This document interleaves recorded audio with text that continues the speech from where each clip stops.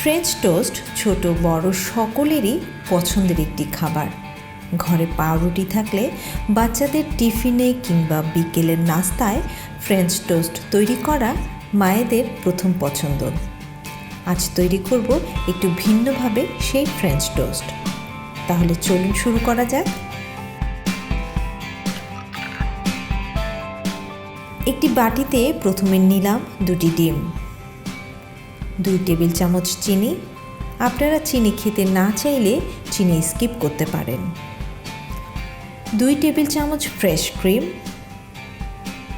1/4 cup তরল দুধ, আর দিলাম সামান্য একটু ভ্যানিলা এসেন্স।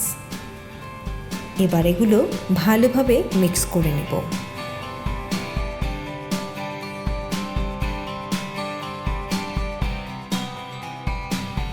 মিক্স হয়ে গেল, এবার ব্রেড তৈরি করব।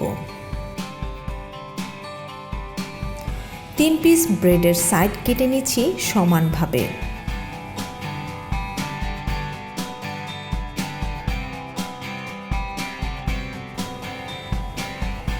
ব্রেড কাটা হয়ে গেল, এবার একটি পাত্রে একটি ব্রেড রেখে তার ওপরে ডিম দুধের মিশ্রণ কিছুটা দিয়ে ব্রেড ভিজিয়ে নিলাম।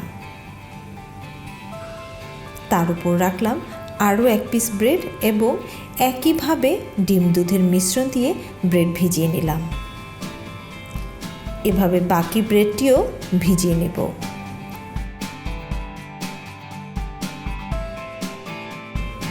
তিনটি ব্রেডই ডিম দুধের মিশ্রণে ভেজানো হয়ে গেছে। এবার এগুলো ভেজে নিব, তবে আলাদা করে নয়, সব একসাথে। একটি ফ্রাইং প্যানে বাটার দিয়ে দিলাম।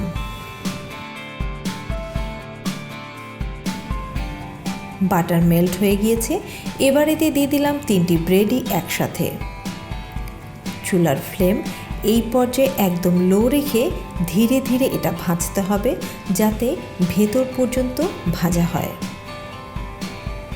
এবার এটাকে ঢেকে দিলাম 2 মিনিটের জন্য। 2 মিনিট পর ঢাকনা তুলে ব্রেড খুব সাবধানে উল্টে দিতে হবে।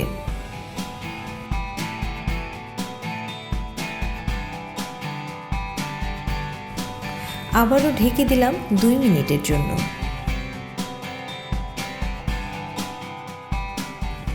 দুপাশ ফ্রাই হয়ে গেছে, এবার এই টোস্টের চারিপাশও ফ্রাই করে নিতে হবে। যেহেতু এটা ডিমের মিশ্রণ দিয়ে কোটিং করা, তাই আর একটা থেকে আরেকটা ছুটে যাবে না, তবে ভেঙে যাওয়ার সম্ভাবনা থাকে। তাই খুব সাবধানে ঘুরিয়ে ঘুরিয়ে চারিপাশ ভেজে নিতে হবে। ভিতর পর্যন্ত ভাজা হয়েছে কিনা সেটা চেক করার জন্য একটি টুথপিক ব্যবহার করছি। টুথপিকের সাথে কিছু আসেনি, তার মানে এটা ভাজা হয়ে গিয়েছে। এবার এটা তুলে নিচ্ছি। একটি সার্ভিং ডিশে তুলে দিলাম ফ্রেঞ্চ টোস্ট। ফাইনাল টাচ হিসেবে ম্যাপল সিরাপ দিয়ে দিলাম উপর দিয়ে। ম্যাপল সিরাপ যে কোনো গ্রোসারিতে পাওয়া যায়। তৈরি হয়ে গেল তুলতুলে ফ্রেঞ্চ টোস্ট। স্বাদে অতুলনীয়, তৈরিও সহজ। সিম্পল ফ্রেঞ্চ টোস্ট তো কতই খাওয়া হলো, এবার না হয় একটু ভিন্নভাবে তৈরি করে খাওয়া যাক।